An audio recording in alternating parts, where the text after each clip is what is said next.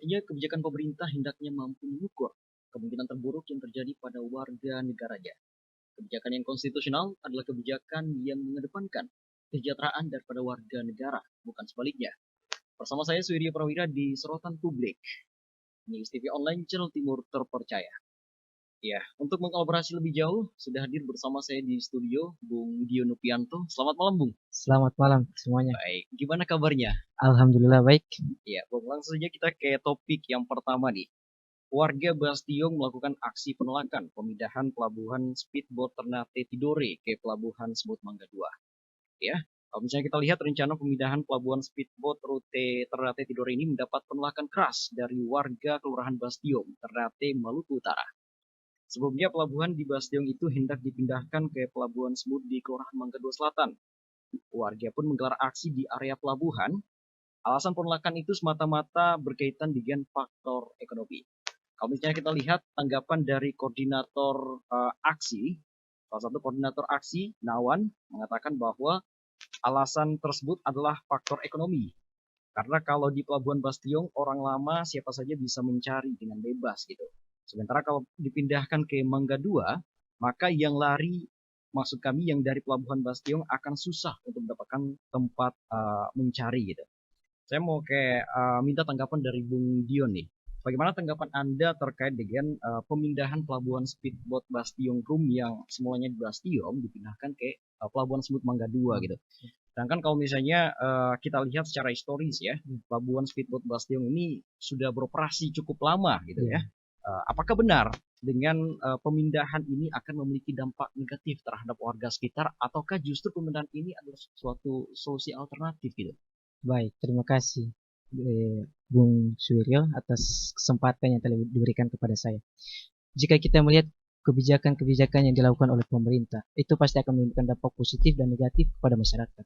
Jika kita lihat bersama rencana wacana pemindahan pelabuhan speed rute Bastiong Room dari sebelumnya di Bastiong menuju dipindahkan ke Mangga II, ini mendapat penolakan dari kelompok masyarakat.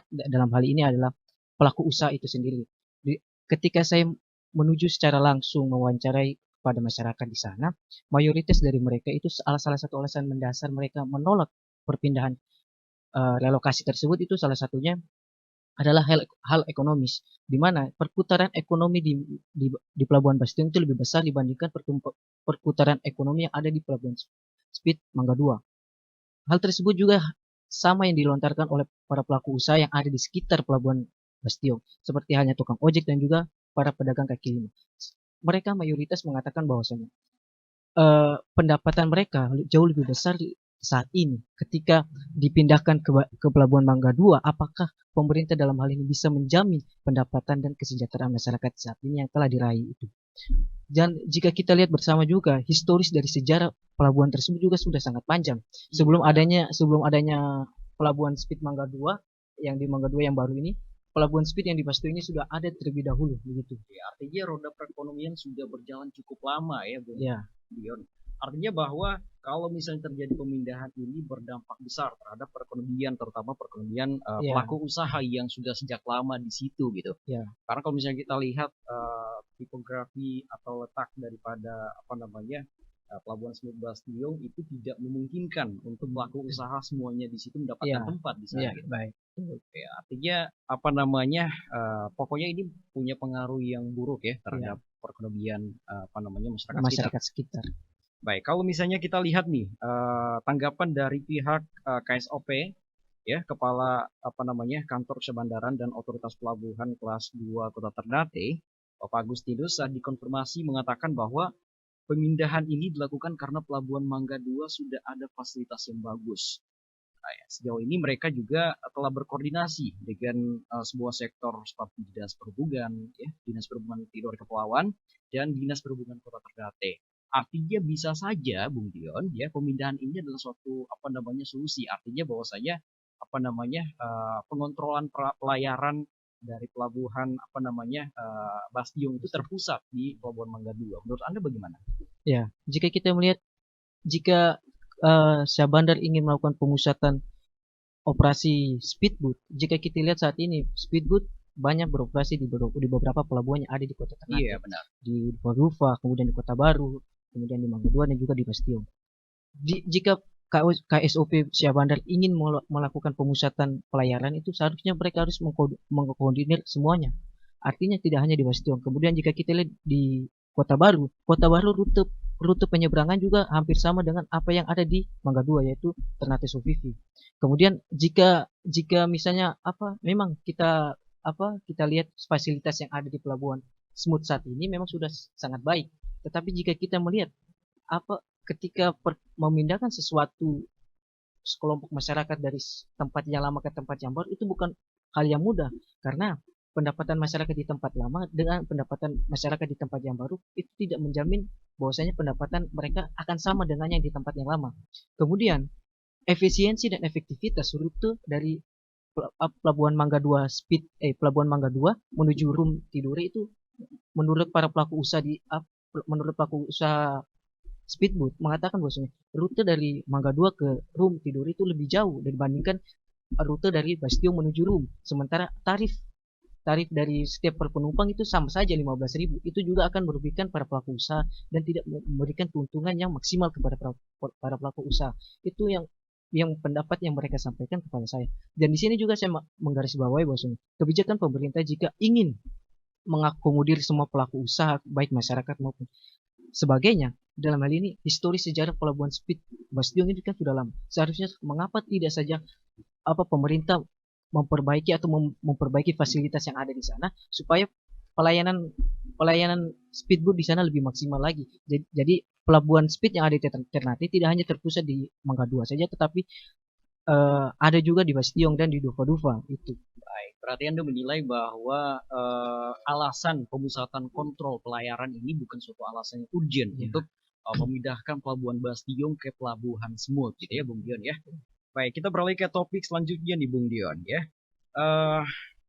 Di Kepulauan Sula terjadi 16 desa pemukiman 16 desa di Kepulauan Sula itu terancam akibat wilayah izin usaha pertambangan. Kita baca beritanya ya. Wilayah izin usaha pertambangan di PT Indotama Mineral Indonesia di Kepulauan Sula seluas 24.440,81 hektar yang diduga mencaplok lahan perkebunan dan pemukiman warga di 6 desa menuai sorotan Konsorsium Advokasi Tambang atau KATAM gitu. Kalau misalnya kita lihat tanggapan dari koordinator KATAM sendiri, Bapak Muhlis Ibrahim mengatakan bahwa kasus pencaplokan ini bukan hanya kasus baru gitu, tetapi sudah banyak tempat hanya saja pemerintah menganggap hal ini adalah hal yang biasa, padahal ini berkaitan dengan ketergantungan masa depan daripada warga itu sendiri gitu.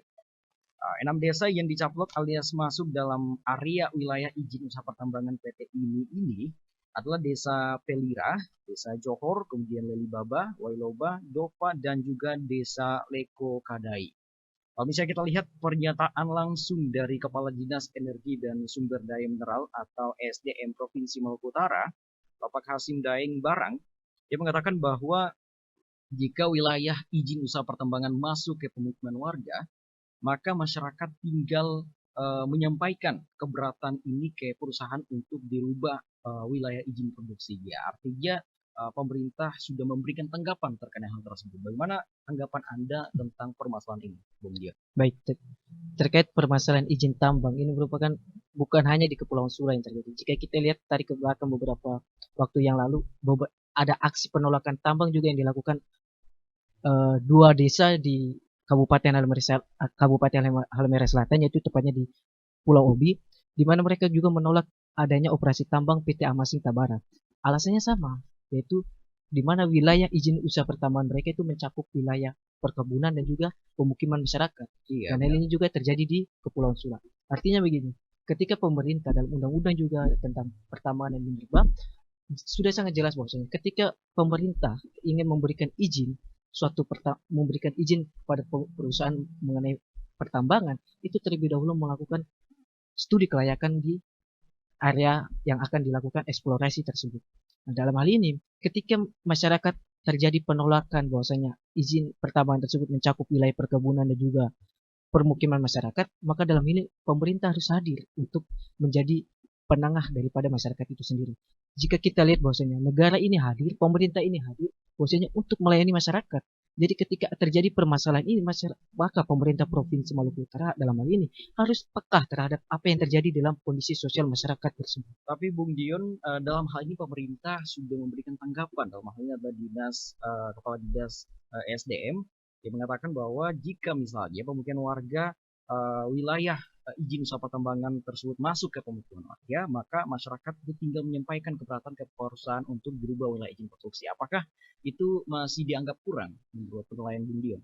Dalam pernyataan Kadis SDM Provinsi Maluku tersebut menunjukkan bahwasanya pemerintah Provinsi Maluku Utara telah melepas tangan tanggung jawab kepada aspirasi masyarakat tersebut.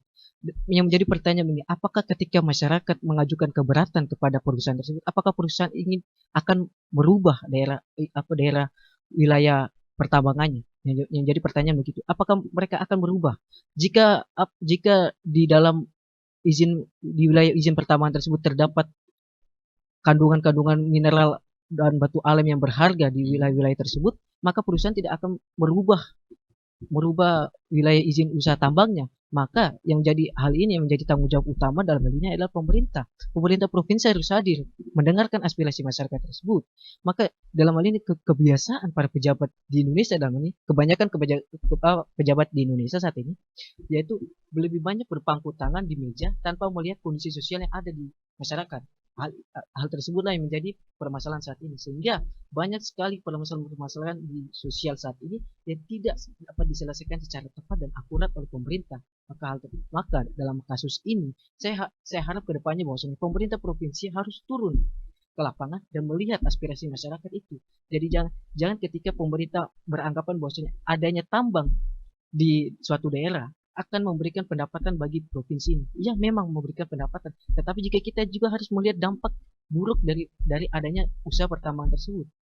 Apakah dia memberikan dampak yang positif yang berkepanjangan atau memberikan dampak buruk yang berkepanjangan, begitu. Baik, berarti artinya pemerintah seharusnya tidak hanya memberikan semacam tanggapan atau cuitan, tapi turun langsung untuk turut andil lah untuk menangani terkait dengan permasalahan tersebut gitu ya. Karena kebanyakan para pejabat di Indonesia ini hanya mengatakan ya udah kalau ada masalah datang saja di sini. Ketika masyarakat datang di situ, masyarakat tidak mendapatkan pelayanan yang baik. Maka itu yang sering terjadi di saat ini di masyarakat.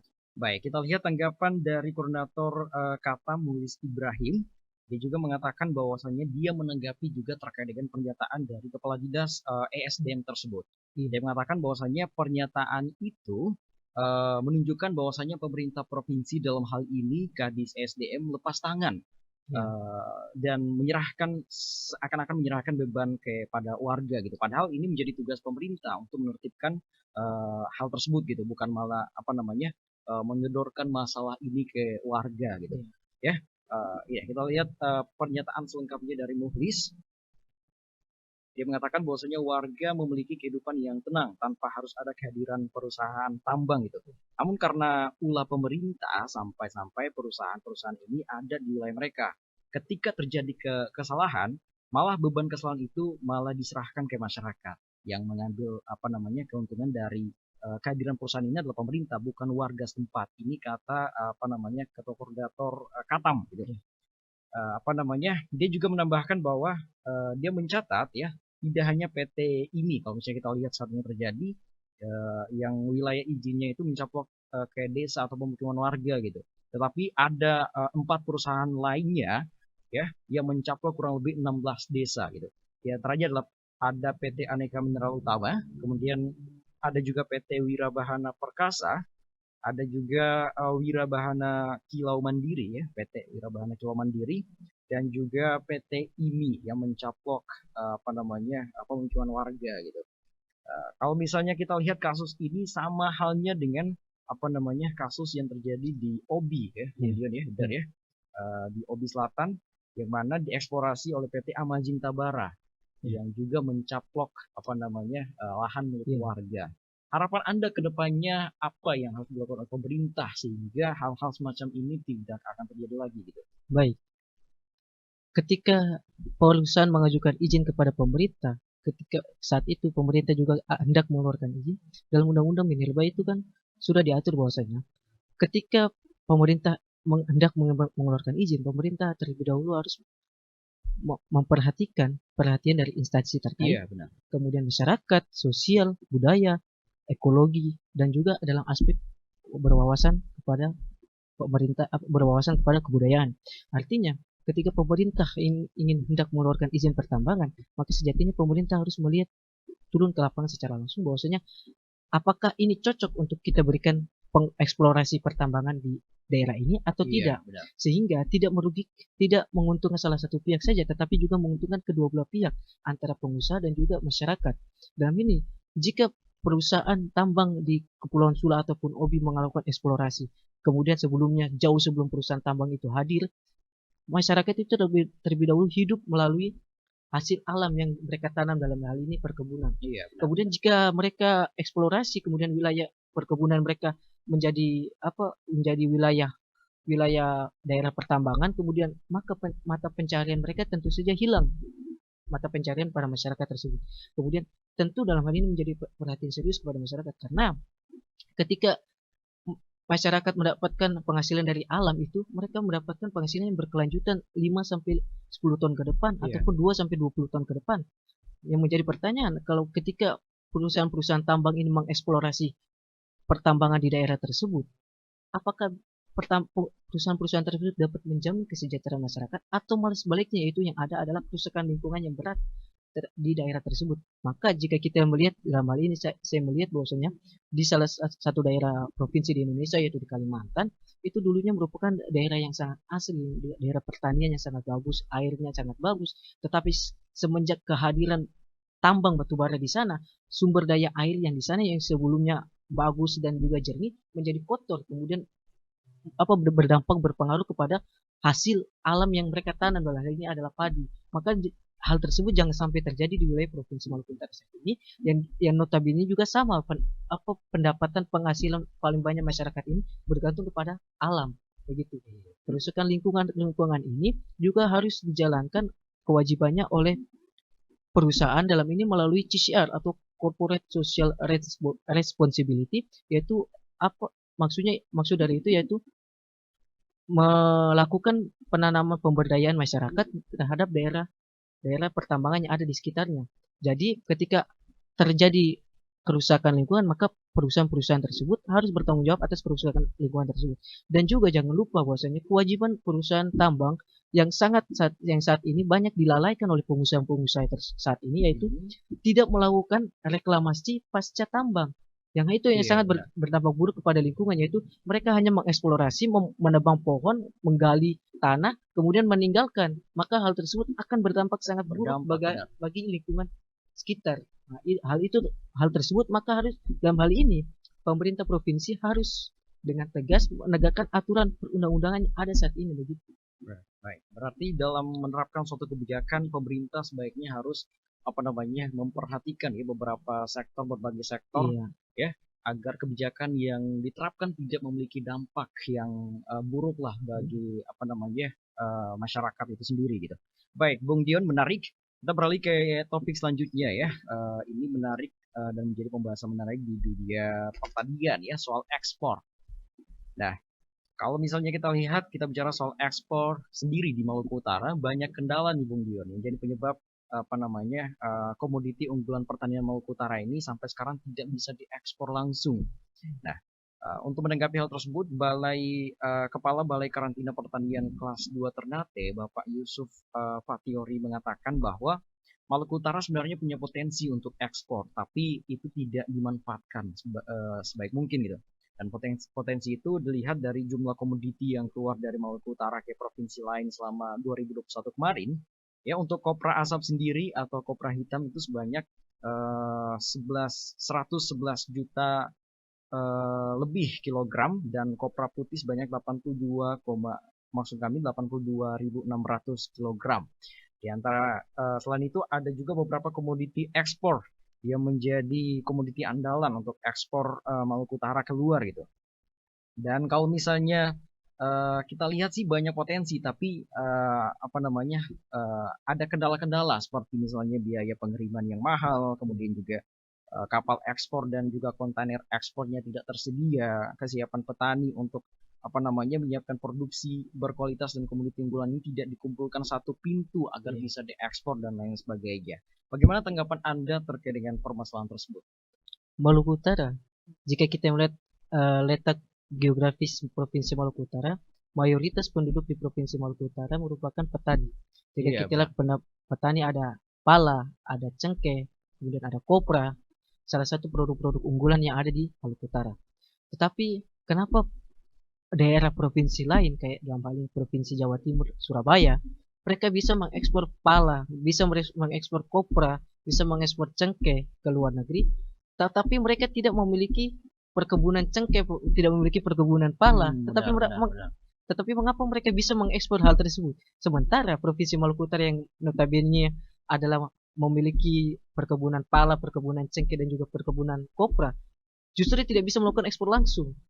Hal inilah yang menjadi tanggung jawab pemerintah saat ini. Bahwasanya jika jika pemerintah provinsi ingin mensejahterakan kehidupan masyarakat, para petani khususnya, salah satunya adalah bagaimana bisa membentuk satu pintu ekspor atau perkumpulan supaya hasil bumi di Maluku Utara ini kita kumpulkan jadi satu, kemudian bagaimana bisa diekspor secara langsung ke luar negeri. Dalam hal ini, dalam sejarah kalau tidak salah pada 2017, Provinsi Maluku Utara berhasil mengekspor dua produk unggulan yaitu ikan tuna dan juga salah satu ikan unggulan lagi di Maluku Utara, saya lupa namanya, itu berhasil diekspor ke Jepang dan ke Amerika Serikat. Ini menunjukkan bahwasanya Maluku Utara punya potensi sangat luas, sangat besar untuk sumber daya yang ada di Maluku Utara ini. Sayangnya masih kurang pemanfaatan yang lebih dari pemerintah dan juga masyarakat sekarang. Masyarakat sekarang sudah mempunyai lahan, sudah memiliki perkebunan. Tinggal bagaimana pemerintah memanfaatkan itu semua. Jadi begitu. Baik, ya benar sekali. Apa namanya potensi komoditas ekspor kita ini sangat bagus, Bung Iya, Dion. Tapi betul. sayangnya tidak dimanfaatkan dengan baik. Ya, Akhirnya yang terjadi adalah ketika komoditas ekspor Maluku Utara ini keluar dari banyak pintu, sehingga eksportir juga tidak terlalu tertarik iya, dengan hal ini betul. gitu. Sehingga apa namanya sangat tidak terlalu bagus lah untuk Iya, apa namanya eh, sektor ekspor kita di Maluku Utara gitu. iya. Baik, terima kasih banyak Bung Dion atas apa namanya kehadiran Anda di studio ini ya. Ya. Bung Dion selaku Kabid Intelektual di Pusat Kajian Konstitusi Fakultas Hukum Universitas Hairun. Terima kasih banyak atas kehadirannya pada malam hari ini. Untuk itu saya Suryo Prawira pamit undur diri. Wassalamualaikum warahmatullahi wabarakatuh.